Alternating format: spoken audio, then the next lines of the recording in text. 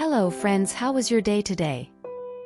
Let's embark on a fairy tale journey into the world of dreams from now on. Hit subscribe and like, and let's get started right away. Close your eyes, prick up your ears, and listen in a comfortable position. World-famous bedtime stories from Mom. Today's story is Scrooge's Christmas Carol.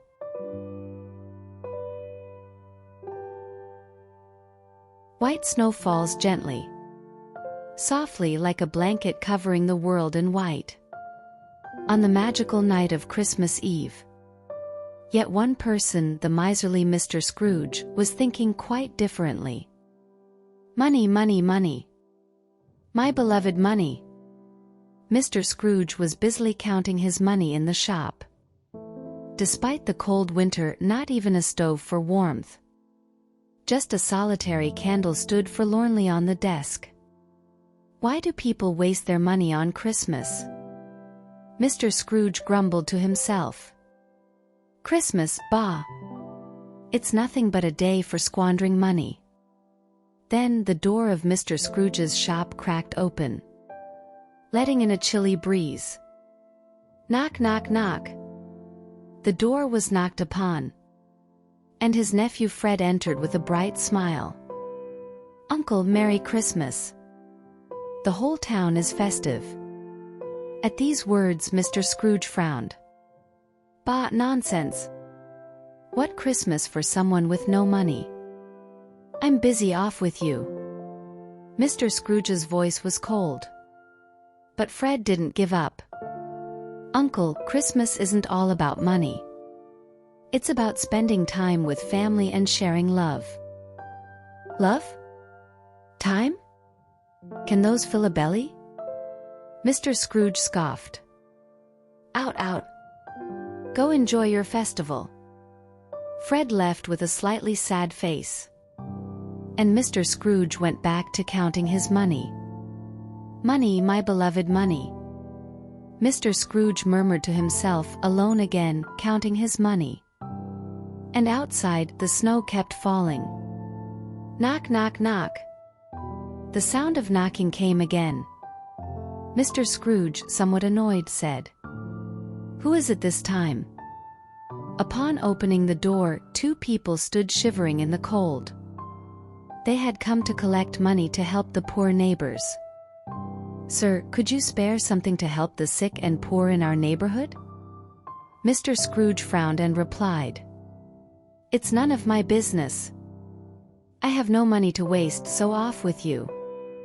His voice was even colder.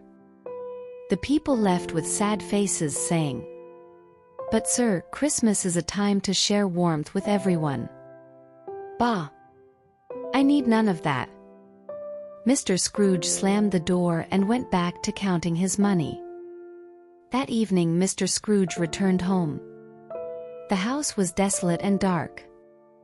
And then something strange happened. Somewhere a clank-clank sound was heard. What's that noise?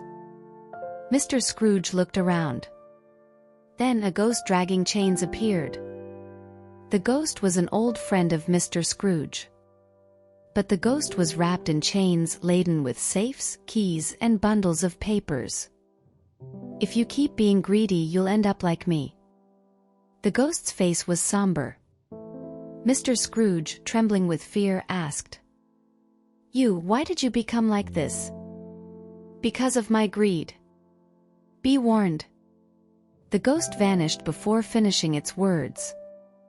Mr. Scrooge was left alone, beginning to rethink his life. And the night grew deeper. From where the friend ghost disappeared, suddenly a ghost in the form of a young child appeared. Mr. Scrooge shivered in fright. Who are you? Mr. Scrooge asked. The young ghost smiled gently and replied, I am the ghost of Christmas past. Come with me. Hesitantly, Mr. Scrooge took the ghost's hand. And they dove into old memories, traveling back in time. They arrived at a snow-covered village. Impossible. This is where I was born. Where I lived as a child?" Mr. Scrooge exclaimed in surprise. Young Scrooge was a lonely child without a friend. Everyone disliked Scrooge. But only Scrooge's sister treated him warmly. "There's young me," Mr. Scrooge pointed out. They watched as young Scrooge made a snowman alone. "Why couldn't I get along with others back then?" Mr. Scrooge frowned sadly. The ghost of Christmas past held Mr. Scrooge's hand tightly. "Mr. Scrooge, what matters is now. You can learn something from the past." The ghost comforted him. In an instant they vanished into the flow of time, heading towards their next destination. Mr. Scrooge closed his eyes, following the lead of the ghost of Christmas past. They arrived at a place once warming Mr. Scrooge's heart, filled with beautiful memories. "Do you remember this place?" the young ghost asked Mr. Scrooge. Sadness filled Mr. Scrooge's eyes. There, young Scrooge and a beautiful woman were together, filled with love. But hidden greed in Mr. Scrooge's heart drove that love away. "Because of money, only because of money," Mr. Scrooge whispered. His poor and pitiful wife wept profusely looking at Scrooge. Why did I do that?" Mr. Scrooge turned away, engulfed in regret and sadness. "Thinking of the past hurts too much. Let's stop, please," Mr. Scrooge begged the young ghost, unable to bear any more. Suddenly everything stopped and silence surrounded them. Mr. Scrooge opened his eyes, realizing he was lying in bed. "Phew, was I having a bad dream?" Mr. Scrooge sighed deeply, and he sat up in bed. "It was all a dream," Mr. Scrooge pondered. Still, a discomfort lingered in a corner of his heart. Swoosh! With the sound of the wind, the room brightened, and a new ghost appeared. This time it was a ghost emitting a bright and warm light. "Hello, Mr. Scrooge. I am the ghost of Christmas present. I've come to show you this very moment you're living." The ghost's voice was soft and warm. Mr. Scrooge, a bit startled, said, "Now at this moment?" Curiosity slightly awakened in Mr. Scrooge, and they smoothly traveled through time to a certain house today. They arrived at Bob Cratchit's house. Bob Cratchit works at Mr. Scrooge's shop. Bob Cratchit's house was bustling with Christmas preparations.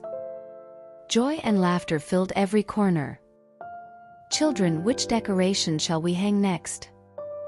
Bob looked happy, choosing tree decorations with his children. But in a corner, the youngest son lay in bed, unable to move due to illness, yet a smile never left his face. "Dad, I want to get well by Christmas to celebrate with everyone." The family looked at him warmly, filled with the young son's hopeful words. Mr. Scrooge was moved by this scene. He deeply realized that money isn't everything. Next, the ghost of Christmas present took Mr. Scrooge to his nephew Fred's house.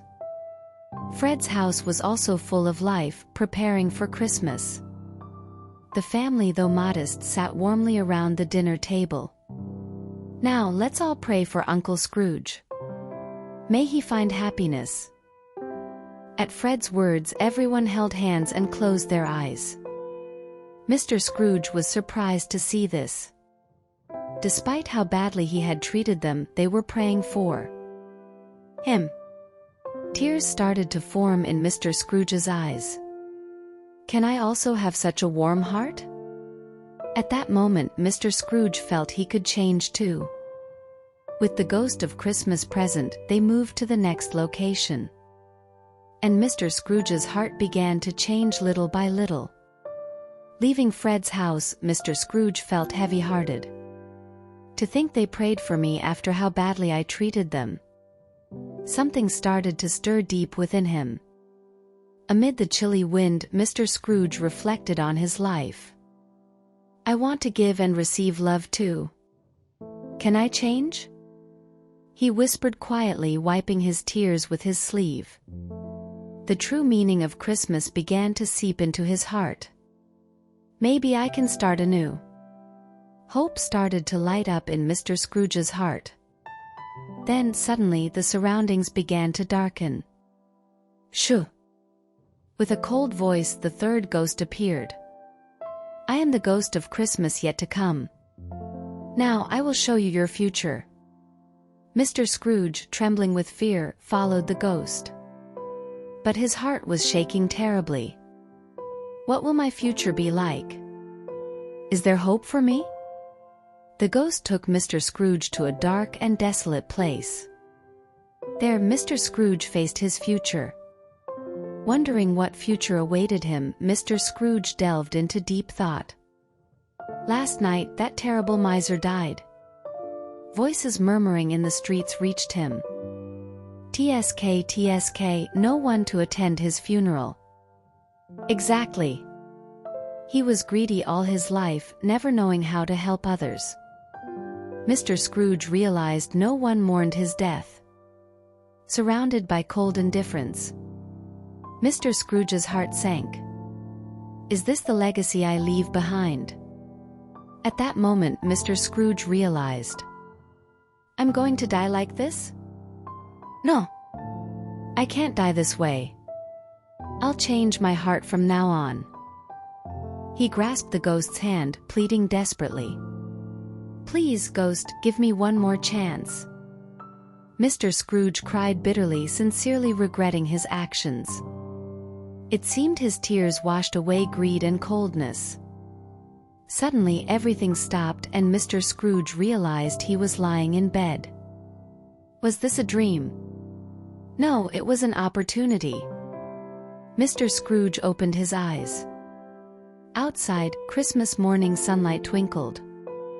And the streets were lively with people's laughter and Christmas greetings. Ah, it was all a dream. Thank goodness.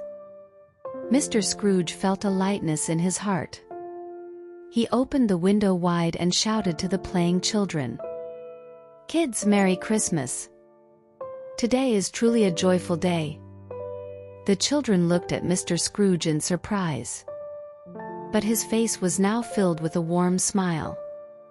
He sent a large, plump turkey to Bob Cratchit's house. The card read, wishing Bob and his family a Merry Christmas and praying for his son's speedy recovery. On Christmas morning, Mr. Scrooge's heart was filled with love and hope. Mr. Scrooge's new beginning was not just a dream he had, but something that truly happened.